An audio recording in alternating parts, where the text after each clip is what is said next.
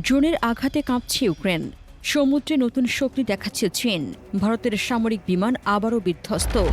আর Iran লুকিয়ে ফেলছে তার সবচেয়ে মূল্যবান পারমাণবিক সম্পদ। বিশ্বের 4টি ভিন্ন প্রান্তে ঘটে যাওয়া এই ঘটনাগুলো কি শুধুই বিচ্ছিন্ন খবর, নাকি এগুলোই আগামী দিনের বৃহৎ সংঘাতের পূর্বাভাস? কল্পনা করুন এমন এক পৃথিবীর কথা, যেখানে হাজার কোটি ডলারের যুদ্ধ বিমান নয়, বরং কয়েক হাজার ডলারের ড্রোন যুদ্ধের ফলাফল নির্ধারণ করছে। যেখানে আধুনিক ক্ষেপণাস্ত্রের যুগেও চীন আবার বিশাল নৌকামান তৈরিতে বিনিয়োগ করছে, কারণ ভবিষ্যতের যুদ্ধ শুধু প্রযুক্তির নয়, অর্থনীতিরও লড়াই।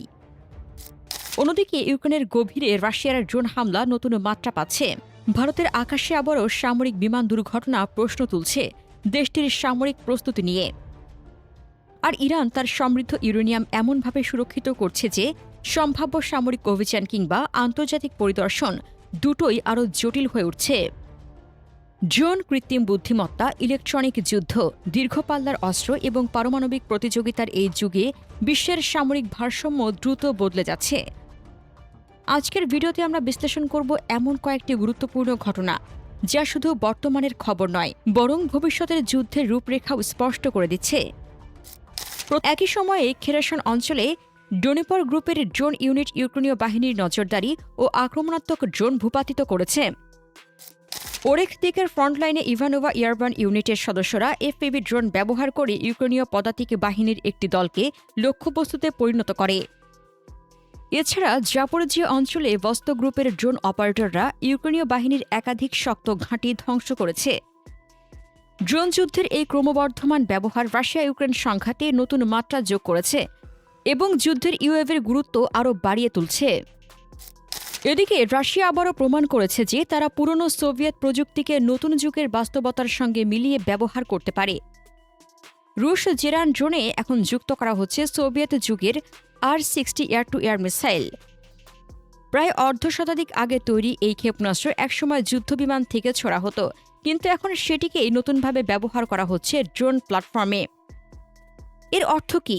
এর অর্থ হল একটি কম খরচের ড্রোন এখন শুধু আত্মঘাতী হামলা নয়, বরং আকাশে বা ভূমিতে নির্দিষ্ট লক্ষ্যবস্তু শনাক্ত করে ক্ষেপণাস্ত্র নিক্ষেপও করতে পারবে। তাহলে দীর্ঘমেয়াদে প্রতিরক্ষা ব্যবস্থা নিজেই আর্থিক চাপে পড়ে যায়। কিন্তু শুধু রাশিয়াই নয়, চীনও ভবিষ্যতের যুদ্ধের জন্য নতুন ধরনের প্রস্তুতি নিচ্ছে। বিশ্বের সবচেয়ে বড় নৌবাহিনী গড়ে তোলা দেশটি এখন তৈরি করছে নতুন প্রজন্মের 155 মিলিমিটার নৌকামান। অনেকেই প্রশ্ন করতে পারেন, ক্ষেপণাস্ত্রের যুগে আবার কামানের প্রয়োজন কি? উত্তরটি লুকিয়ে আছে আধুনিক যুদ্ধের অর্থনীতিতে। একটি উন্নত ক্রুজ মিসাইলের দাম যেখানে কয়েক মিলিয়ন ডলার, সেখানে একটি আর্টিলারি শেলের খরচ তার তুলনায় অতি সামান্য। তাই দীর্ঘমেয়াদী সংঘর্ষের ব্যয় কমিয়ে বিপুল ফায়ার পাওয়ার ধরে রাখতে চীন আবারও ভারী নৌ কামানের উপর জোর দিচ্ছে।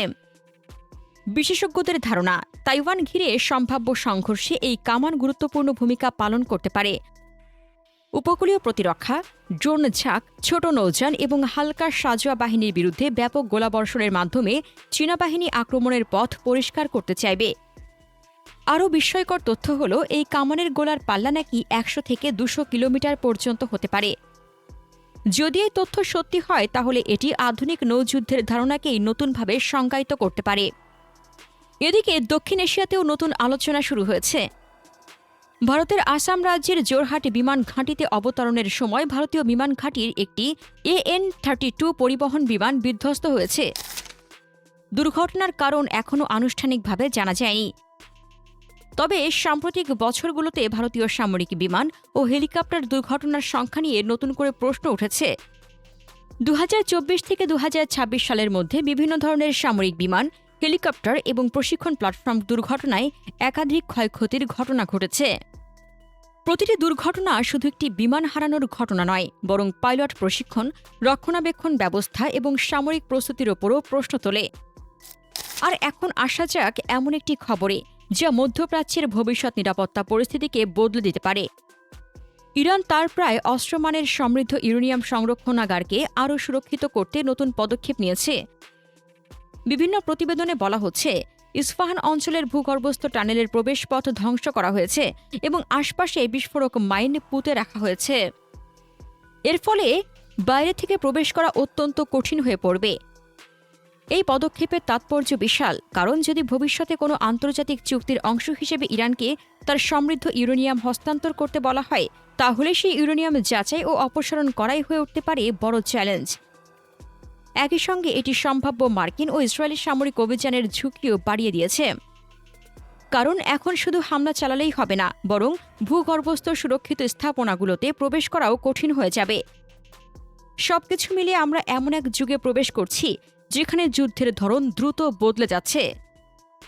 ড্রোন, কৃত্রিম বুদ্ধিমত্তা, সস্তা ক্ষেপণাস্ত্র, ইলেকট্রনিক যুদ্ধ এবং ভূগর্ভস্থ কৌশলগত স্থাপনা, সবকিছু মিলিয়ে ভবিষ্যতের যুদ্ধ হবে আরও জটিল, আরও দীর্ঘ, আরও ব্যয়বহুল।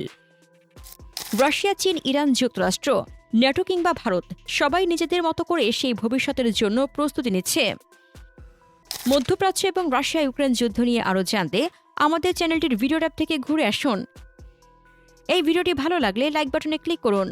ভিডিওটি আপনার বন্ধুদের সাথে শেয়ার করে তাদেরকেও ভিডিওটি দেখার সুযোগ করে দিন। ধন্যবাদ।